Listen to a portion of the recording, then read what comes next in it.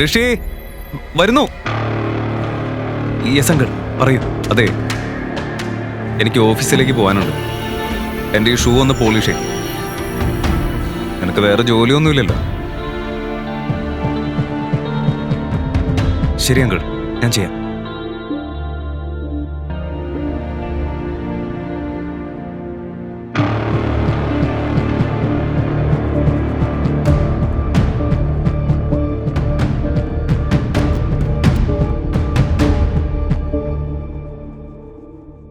ടോയ്ലറ്റിലെ ദുർഗന്ധം വരുന്നുണ്ട്, അതും ഒന്ന് വൃത്തിയാക്കിക്കോ. ഓക്കെ.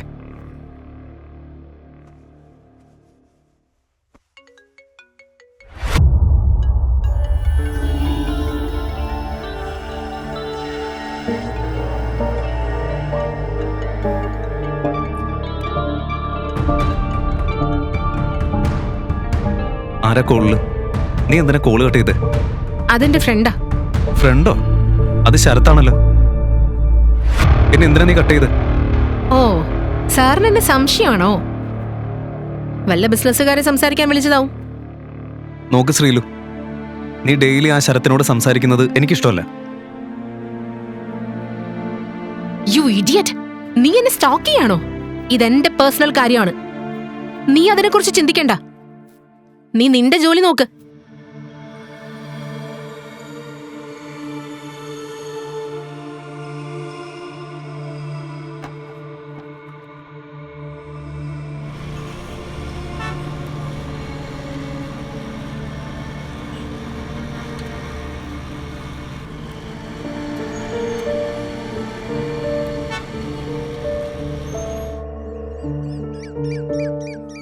ബ്രോ, ആ ക്ലച്ച് ഒന്ന് ചെക്ക് ചെയ്യോ?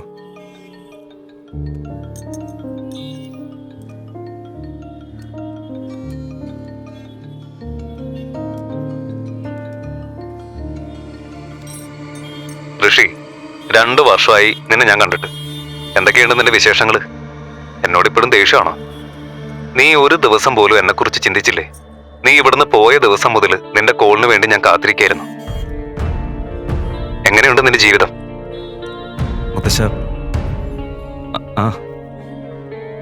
അങ്ങനെ പോകുന്നു.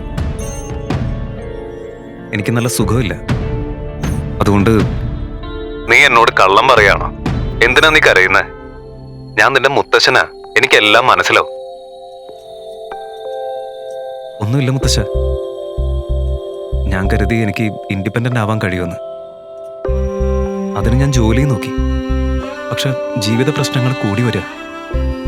നീ ഒരു കാര്യം ചെയ്യ്, നാളെ വീട്ടിലേക്ക് വാ. ഞാൻ ഒരു തീരുമാനം എടുത്തിട്ടുണ്ട്. അതിനെക്കുറിച്ച് നിന്നോടൊന്ന് ചർച്ച ചെയ്യണം. എനിക്കും പ്രായമായി. ഇനി അടുത്തത് എന്താണെന്ന് നിനക്ക് നാളെ മനസ്സിലാവും. ഓക്കെ മുത്തശ്ശ. ശ്രീലു, നീ എന്നെ ചതിച്ചല്ലേ? നിന്നെ ഞാനൊരു പാഠം പഠിപ്പിക്കും.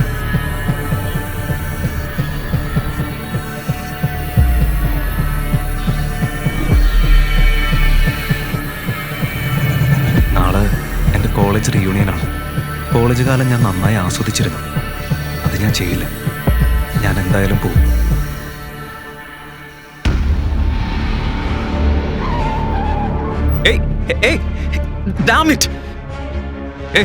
ഇറങ്ങുന്നേ.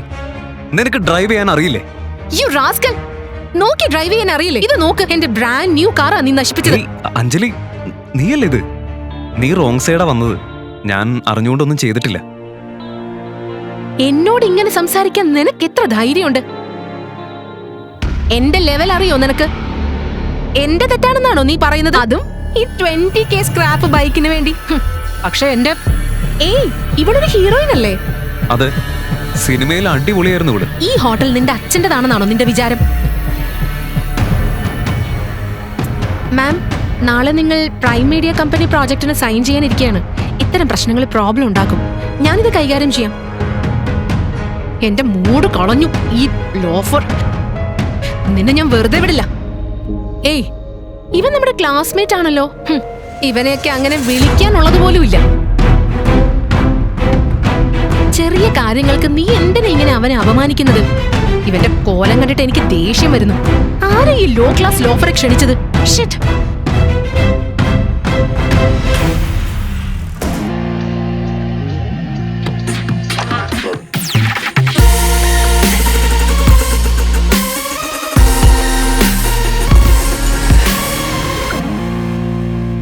ജോലിയൊക്കെ എങ്ങനെയുണ്ട്? As usual.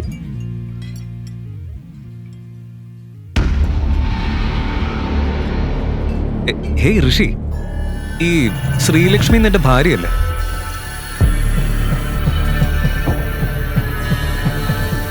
അങ്ങനെയായിരുന്നു,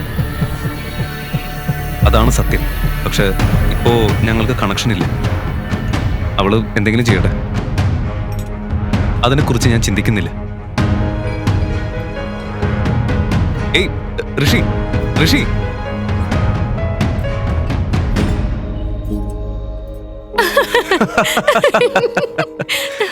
ഹാ, ഏയ് പിച്ചക്കാരാ, ഇന്നാ നീ തന്ന നിന്റെ സെക്കൻഡ് ഹാൻഡ് ഫോൺ. ഇന്ന് തന്നെ ഇത് വിറ്റ് 2 നേരത്തെ ഫുഡ് വാങ്ങാൻ നോക്ക്. അപ്പൊ പിന്നെ മറ്റുള്ളവരോട് ഫുഡിന് കെഞ്ചേണ്ട കാര്യമില്ലല്ലോ. ശ്രീലു, നീ ഒരു കാര്യം ചെയ്യും, അവന് നിന്റെ വർമാസ് കമ്പനിയിൽ ഓഫീസ് ബോയ് ആയി ജോലി കൊടുക്കുക. കഷ്ടം തന്നെ. അവനെ അവിടെ ഭക്ഷണമെങ്കിലും കിട്ടിക്കോളും. പക്ഷെ എനിക്കൊരു സംശയമുണ്ട്, നീ എങ്ങനെയാ എന്റെ ബ്യൂട്ടിഫുൾ ശ്രീലുവിനെ വളച്ചത്? അവൾക്ക് 2 നേരം ഭക്ഷണം കൊടുക്കാൻ പോലും നിനക്ക് കഴിയില്ല. ഇനിയും നീ അവളുടെ പിന്നാലെ വന്നാ നിന്നെ ഞാൻ വെറുതെ വിടില്ല.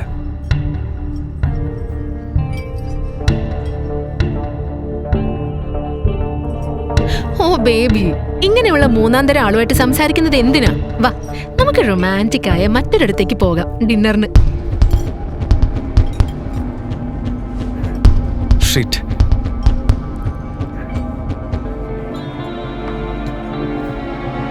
നീ ഒരു പൈസയ്ക്ക് വേണ്ടി ഭിക്ഷ ചോദിക്കുന്ന പിച്ചക്കാരൻ തന്നെ.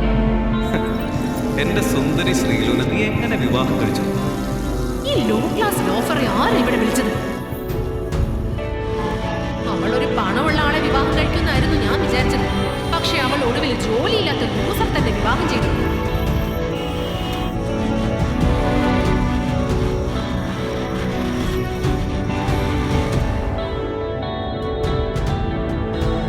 ഇന്ത്യയിലെ ഏറ്റവും വലിയ കമ്പനികളിൽ ഒന്നായ പ്രൈം മീഡിയയുടെ സിഇഒ മാറിയിരിക്കുന്നു.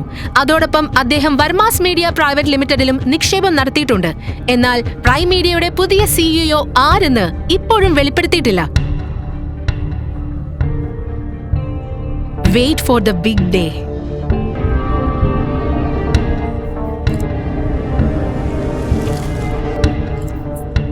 It's me. Let's make the announcement. ഞാൻ എൻ്റെ പ്രിയപ്പെട്ട കൊച്ചുമകനെ പ്രൈം മീഡിയയുടെ പുതിയ സിഇഒ ആയി നിയമിക്കുന്നു.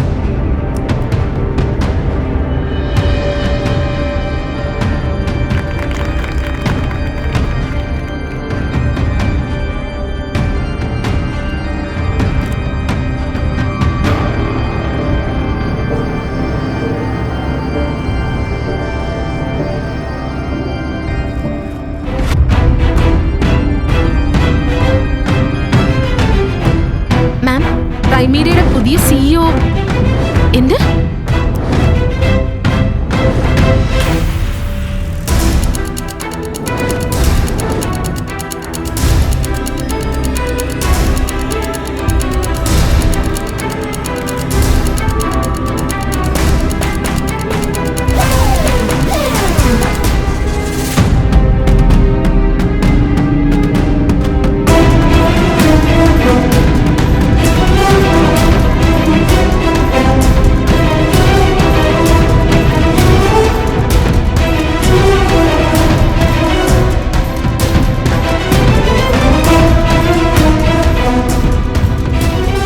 ഒരു ഡെലിവറി ബോയ് ആയിരുന്ന ഋഷി എങ്ങനെ ഒരു രാത്രിക്കുള്ളിൽ പ്രൈം മീഡിയയുടെ സിഇഒ ആയി മാറി?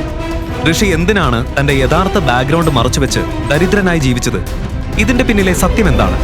ഋഷിയാണ് അവളുടെ കമ്പനി വാങ്ങിയതെന്ന് മനസ്സിലാക്കിയ ശ്രീലക്ഷ്മി ഇനി എന്തു ചെയ്യും? അവൾ അവനിലേക്ക് മടങ്ങുമോ? ഋഷി അവളെ വീണ്ടും സ്വീകരിക്കുമോ? ഋഷിയെ അപമാനിച്ച അഞ്ജലിക്ക് എന്ത് സംഭവിക്കും? ഋഷി തന്റെ കമ്പനി പ്രൊജക്ട് അഞ്ജലിക്ക് കൊടുക്കുമോ? ഋഷിയെ ഓരോ ദിവസവും അധിക്ഷേപിച്ചിരുന്ന ദേവയാനിക്ക് ഋഷിയാണ് പ്രൈം മീഡിയയുടെ പുതിയ സിഇഒ എന്നറിഞ്ഞാൽ എന്ത് സംഭവിക്കും? പാവം ഋഷിയുടെ ജീവിതത്തിലെ ഈ ഇൻട്രസ്റ്റിംഗ് കഥ കേൾക്കാൻ ആഗ്രഹിക്കുന്നുണ്ടോ? എങ്കിൽ ഉടനെ പോക്കറ്റ് FM ആപ്പ് ഡൗൺലോഡ് ചെയ്ത് കോടീശ്വരൻ കേൾക്കൂ. Link in description.